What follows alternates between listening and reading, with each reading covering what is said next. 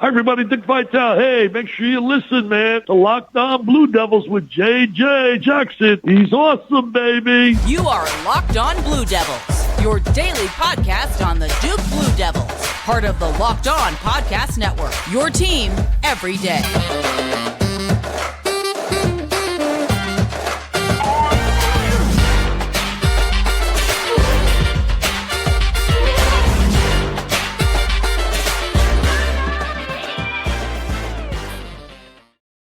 Hello, everybody, and welcome into another edition of the Locked On Blue Devils podcast. It's so great to have you here with us on this Wednesday, January 25th, 2023. My name is JJ Jackson, and I proudly serve as the host of Locked On Blue Devils, your one-stop shop for all things going on in the life of Duke athletics. If you haven't done so already, please be sure to follow and subscribe to our podcast wherever you get them. Whatever podcast platform you love, subscribe and support our show in that way. If you're listening on the Apple Podcast platform, would love for you to take an opportunity to type out a 5-star rating and written review. I say it all the time, but those algorithms really do love the written reviews, and it makes it a little bit easier for folks to be able to find our podcast. Also, make sure you watch the show daily on YouTube each and every day. Subscribe there as well to continue to support all things Locked On Blue Devils. We're on Twitter at LO_Blue Devils, and I'm on Twitter at _JJ_Jackson_. Without further ado, joining me on today's show, my very good pal, Kevin Connelly, the site expert for Ball Durham, is here with us. Kevin, thanks for the time as always. I hope you're doing well, my friend. I'm doing great, JJ. How are you? Quite well. Thank you for asking. Wish that we had a better result to talk about from Duke basketball, who played on Monday night and suffered a 3-point loss to the Hokies in Blacksburg. I wanted to spend a little bit more time, Kevin, talking about the win against Miami, but such a quick turnaround, and Duke's back in action on Big Monday, and unfortunately they fall to those Hokies. Yeah, it's kind of like one of those NCAA tournament weekends where it's you play on day one, and then you get that day off, and then you're right back at it. And that's what it kind of was for Duke. Now, obviously, they had to travel on Sunday to Virginia Tech, but I wrote a column after the game on Monday night and I had it posted on Tuesday if any of your readers didn't get to, or if your listeners didn't get to read it yet. And it's like, things aren't going to be smooth when Duke goes inside Castle Coliseum, but I don't think anybody could imagine what happened on Monday night coming to fruition. Yeah, of course, a big injury sustained by Dariq Whitehead at the time that you and I are talking here and recording this, Kevin. Still do not have official word about his injury or his status moving forward, although everyone seems to assume that it is likely Dariq Whitehead could be lost for the season. Pretty evident that he will not be participating in Saturday's contest against Georgia Tech, but he really started to come into his own. You see there 4 for 6. And 10 points scored in his 17 minutes, 2 of 2 from 3-point range in the loss to Virginia Tech. And this will be a big-time loss for Duke men's basketball with the 2022-2023 team if, in fact, Dariq Whitehead's time is done.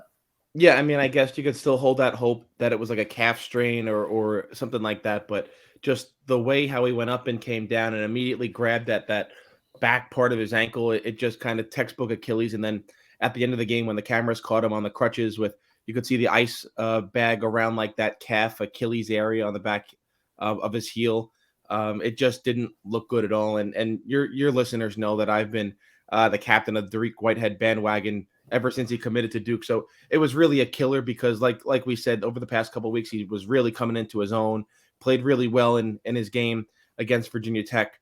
And he was going to be that 1-2 punch, you would assume, with Kyle Filipowski as March rolled around. But again, you knock on wood. Maybe we'll get some good news here on the next couple of days. But it's certainly you could definitely see that his season could easily be over just with especially his reaction and everything that unfolded inside Virginia Tech on Monday night. Gosh, it's so tough. And just unfortunately, injuries have been a story for Duke basketball over the last decade plus in this one-and-done era. Of course, you can go all the way back to Kyrie Irving only playing 11 total games in a Blue Devil uniform. Whitehead has played just 16 games for Duke basketball this season, missed a few games earlier in the season as well, and we'll see how many games he's going to miss going forward. Dariq Whitehead, once again, along with Derek Lively II, the top 2 recruits in all of college basketball this season. And, we've only seen 16 games from him so far. It really stinks because it does feel like the NBA is his next step. Yeah, and again, I'm not wishing this on anybody, but you just wonder if you're Dariq Whitehead. I mean, with this injury, I could see that he falls out of the first round. Would he think about sticking around at Duke to rehab and potentially come back late next year? The only example I can kind of think of is with Villanova and Justin Moore. Justin Moore ruptured his Achilles in the Elite Eight win for Villanova last year against Houston. And now, so what, we're about 11 months later, and he could be returning this Saturday for Villanova against Providence. So could Dariq Whitehead technically do that and stick around for Duke? And because I know NBA medical staffs are really good, but with the Duke Hospital and Duke Medical Center right there for him at his disposal, could he potentially hang around Duke and be with the team and rehab and try and work his way back onto the court? And who knows, maybe would be available to play in mid-February into March next year and maybe boost his stock. I don't know. I don't know if that's going to happen. Maybe it's unlikely, but if it is worst case scenario and he did rupture his Achilles, I think that could always be a second option, even though I don't think fans out there should bank on it. That's really interesting to think about because there are two different ways to look at this, right? Go ahead, go to the NBA, get your money. However, are you going to get drafted at the spot that you want to? Does a team really want to make that draft investment in a player who will not be ready to go? If, in fact, of course, this is an Achilles injury that he has suffered, right? As you said, and I'm glad you pointed it out. Hey, maybe it's just worrisome. Maybe once the swelling goes down, we saw the massive ice bag there on his lower leg. Maybe it is just a calf injury sustained there by Whitehead. But if, in fact, it is a complete tear of that Achilles tendon for Dariq Whitehead, maybe you do decide to come back to Duke, knowing that you're going to get amazing medical staff treatment, knowing that you could come back December, January of this following year and be able to play January, February, March for Duke men's basketball this next season and be able to reinvent and help your draft stock out by returning to play if you were worried about a team making an investment in an injured player. Yeah, just that Justin Moore comparison with Villanova is the only thing that I could think of, but it ultimately comes down to what Dariq Whitehead and his family and his doctors and medical staff and Duke coaches think is the best for him, because they're going to obviously steer him in the right direction. But if everyone a part of that team thinks that, hey, maybe sticking around campus in the hospital and the athletic facility and training facility for another year is best for your long-term success and best in able to get you 100% back on the court, and then a team will take a chance on you in the first round, which gets you more secured money going forward, then so be it. But again, everything right now is just speculation, and I guess that's what we do here in sports media, is speculate and give our opinions. But again, you just wish nothing but the best for him, and hopefully a speedy recovery for whatever the extent of the injury is. Let's talk a little bit more about Duke basketball as they turn the corner, get ready for Georgia Tech this upcoming weekend, and more after our first time out here on today's episode of Locked On Blue Devils. Locked On Blue Devils is brought to you by our friends at FanDuel, a very new and exciting sports betting partner with Locked On, because they're the number one sports book in America. We wanted to partner with them. And if you're new to FanDuel, that's even better. They have so many great features that make betting on sports fun and easy. New customers can join today and get started with $150 in free bets guaranteed when you place your first $5 bet. Just sign up at FanDuel.com/lockedon. FanDuel has all your favorite bets, from the money line to point spreads to player props. Plus, you can even combine your bets for a chance at a bigger payout with the same game parlay. Coming up this weekend, the NFL playoffs, of course, are happening. Conference championship weekend set to take place. In the NFC, you've got the 49ers and Eagles. In the AFC, a classic matchup between Patrick Mahomes and the Chiefs taking on Joe Burrow and the Cincinnati Bengals. So football fans, don't miss out. Place your $5 bet to get $150 in free bets, win or lose, at FanDuel.com/lockedon. Make every moment more with FanDuel, the official sportsbook partner of the NFL. Moving forward here on today's episode of Locked On Blue Devils, JJ Jackson alongside my pal Kevin Connelly, the site expert for Ball Durham. You mentioned a column that you put up earlier in the week following Duke's loss to Virginia Tech. Tell me a little bit more about that, Kevin, and just an overall plug for your website. So you can find us balldurham.com. You can follow us on Twitter at ball_Durham. Just about really everything Duke men's basketball nowadays. We have it for you.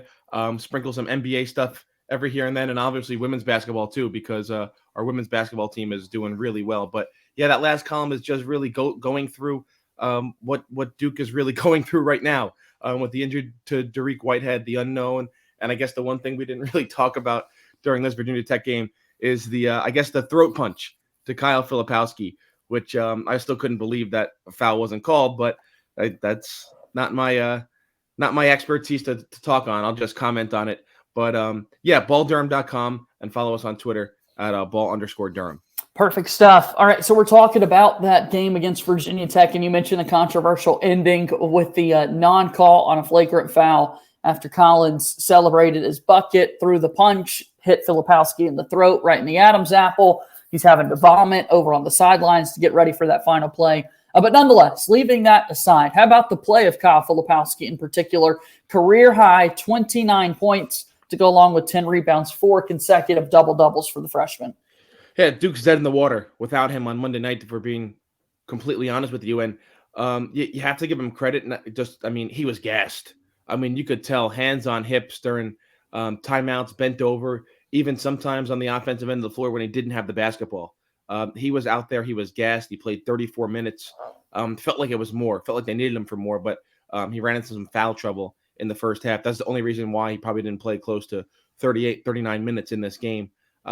He's been this team's best player. Statistically, the eye test, I mean, he's been the best player on the floor for Duke. And what really was an eye-opening was 4 from 8 from three-point range. That was all much-needed buckets against Virginia Tech.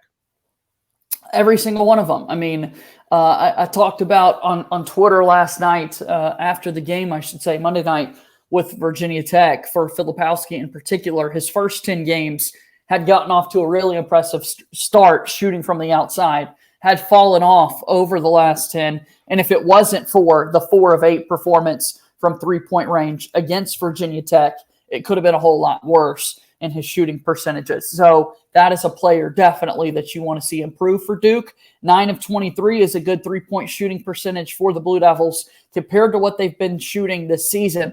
But those outside shots are going to be paramount moving forward.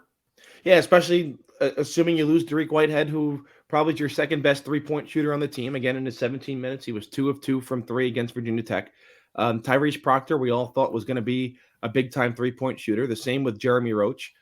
They combined going 2 for 10 from 3, but you give credit to Proctor. He hit the game-tying 3 with under a minute to go and then missed a potential game-winning 3. But on some of those three-pointers he took throughout the course of the game, I mean, he was wide open and still couldn't bury them. So a little concerning there.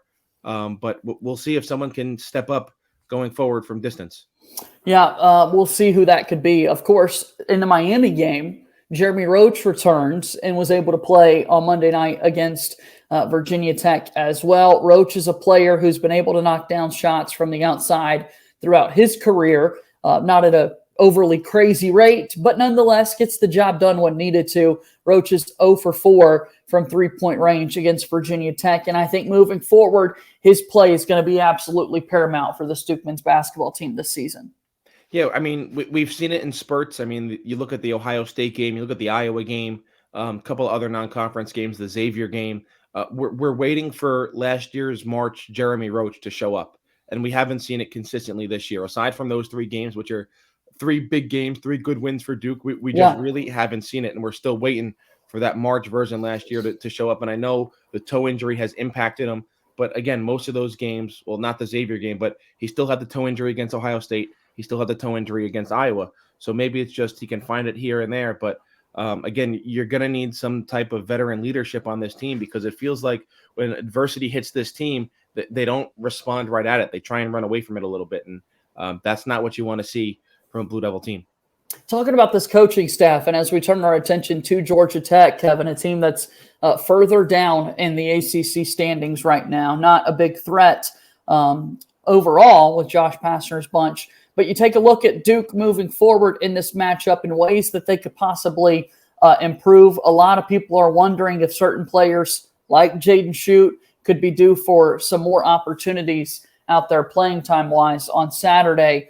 This coaching staff, who, by the way, looked pretty snazzy on Monday night with their suits back on for Coaches versus Cancer Week. They'll also be back in the Blazers on Saturday's game. But do you think they could be making some lineup adjustments going into Saturday's game against Georgia Tech? I'm gonna say no, just because I don't get it. I really don't get. I don't get playing Jacob Grandison over Jaden Schutt, especially this team struggled to defend in that first half. I think Virginia Tech only missed 8 total shots in the first half, and Duke, aside from the first 3 minutes, was really struggling offensively, and Jaden Schutt still couldn't get on the floor, even when the team needs a 3 late in the game. When Duke came out of the timeout, they really had nothing going. Like the Tyrese Proctor 3 was like a complete bailout. Like that wasn't the play call, obviously. So no, I don't see a Jaden Schutt or somebody like that getting more minutes with Dariq Whitehead potentially sidelined.